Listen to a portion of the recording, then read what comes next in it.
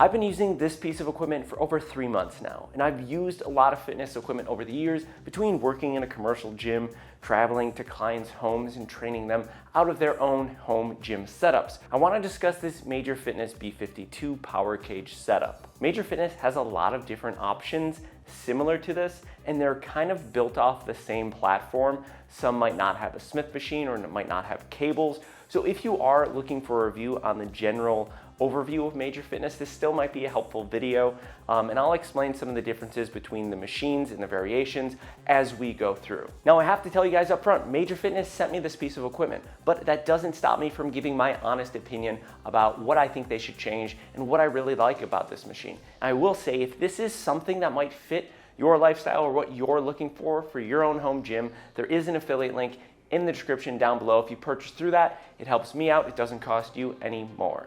So let's get into this. Major Fitness really hit this one out of the park when it comes to this B52 Power Cage. Its strength really is its versatility.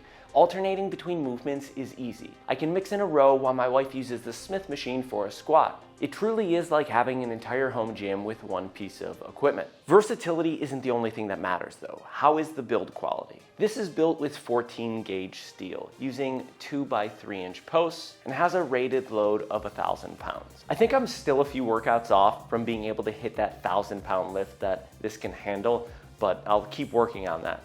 But for most people, probably 95% of people out there lifting, this is going to be sufficient.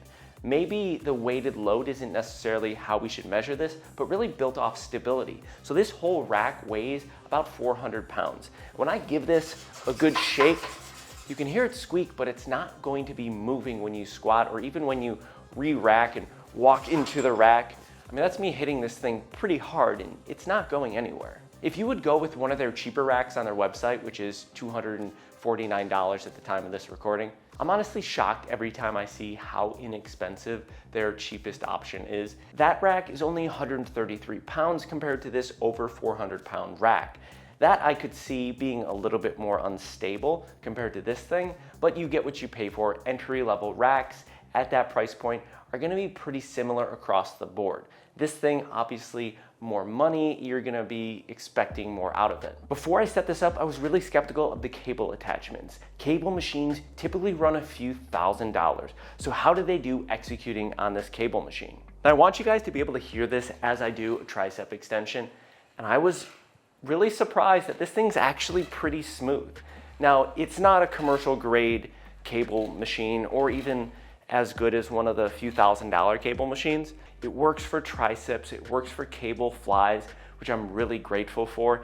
I love using lateral raise variations for my deltoids. I do recommend getting some type of a lubricant because these steel guide rails are not lubricated. And if you want things to glide a little bit smoother, a good silicone lubricant spray like what I have here does just the trick. This foot platform thing here works well. It has 3 different angles.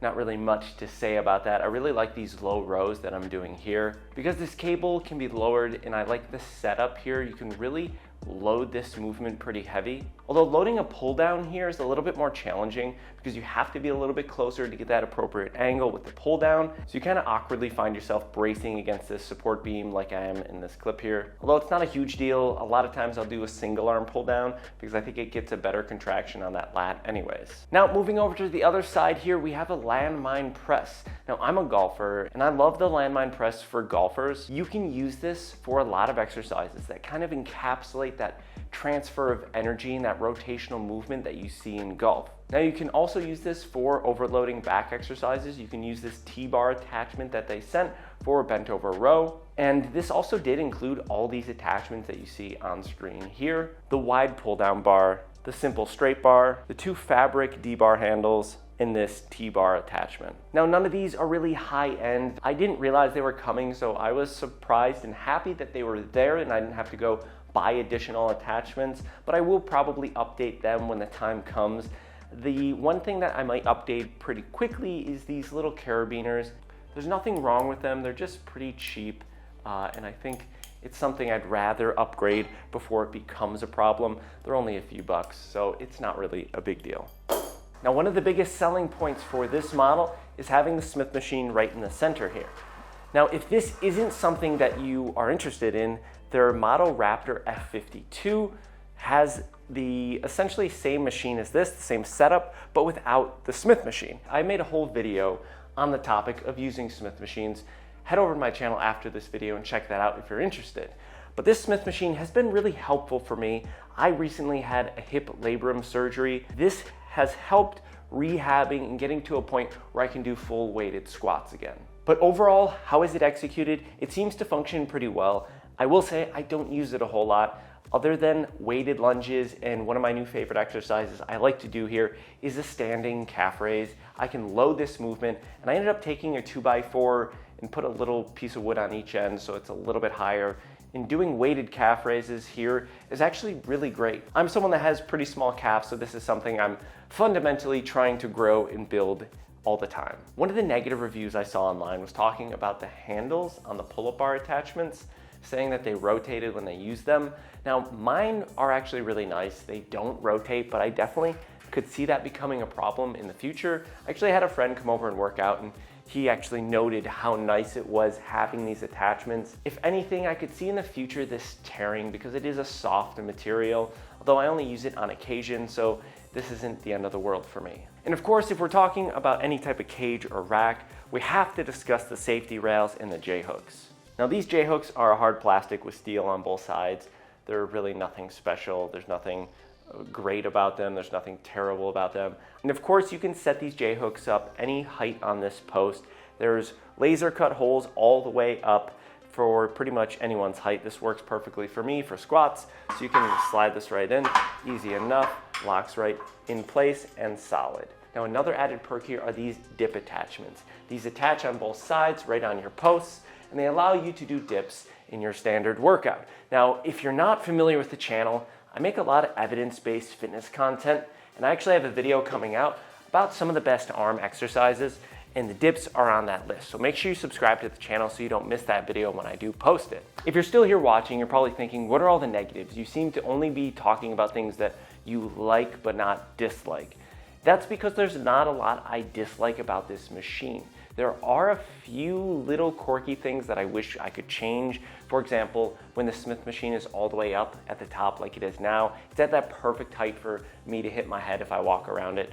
So I either have to lower it all the way down, or I wish there was some way to just kind of get it out of the way for when I'm not using it. If you're someone that's a little bit taller, maybe like 6'3", you might struggle doing squats on this machine just because the cables, when they're all the way at the top, if they rotate out, they're gonna hit the weight. So you'll have to kind of adjust that accordingly. You could lower them and then maybe put the cable on the outside of the machine. Just something to think about if you are looking at machines. I already mentioned that the attachments aren't the greatest. The other thing is this little Major Fitness symbol that you can see up here. That back piece sometimes is metal. It helps with more rigidity, more stability.